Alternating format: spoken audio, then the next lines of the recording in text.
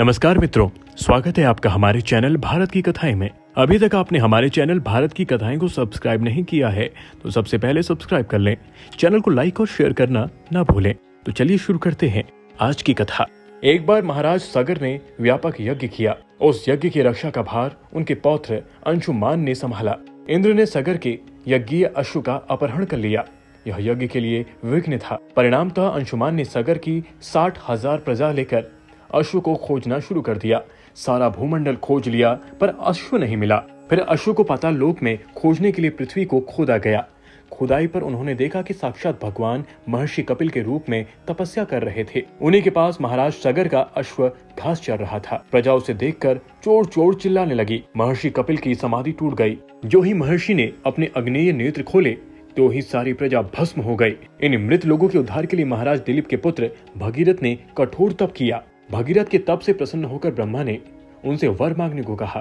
भगीरथ ने गंगा की मांग की। इस पर ब्रह्मा ने कहा, राजन, तुम गंगा का पृथ्वी पर अवतरण तो चाहते हो, परंतु क्या तुमने पृथ्वी से पूछा कि वह गंगा के भार तथा वेग को संभाल पाएगी? मेरा विचार है कि गंगा के वेग को संभालने के लिए शक्ति केवल भगवान शंकर में है। इसलिए उचित यह होगा कि गंगा का भार एवं वेग संभालने के लिए भगवान शिव का अनुग्रह प्राप्त कर लिया जाए।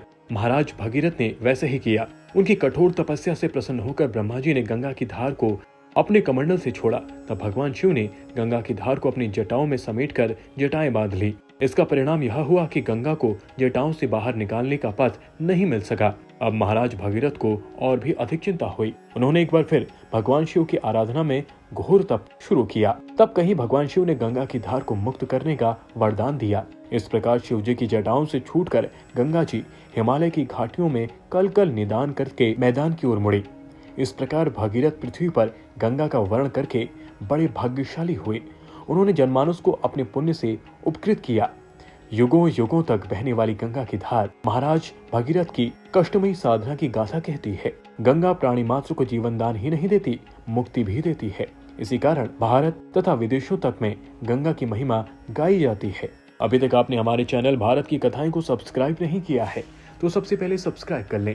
चैनल को लाइक और शेयर करना ना भूलें।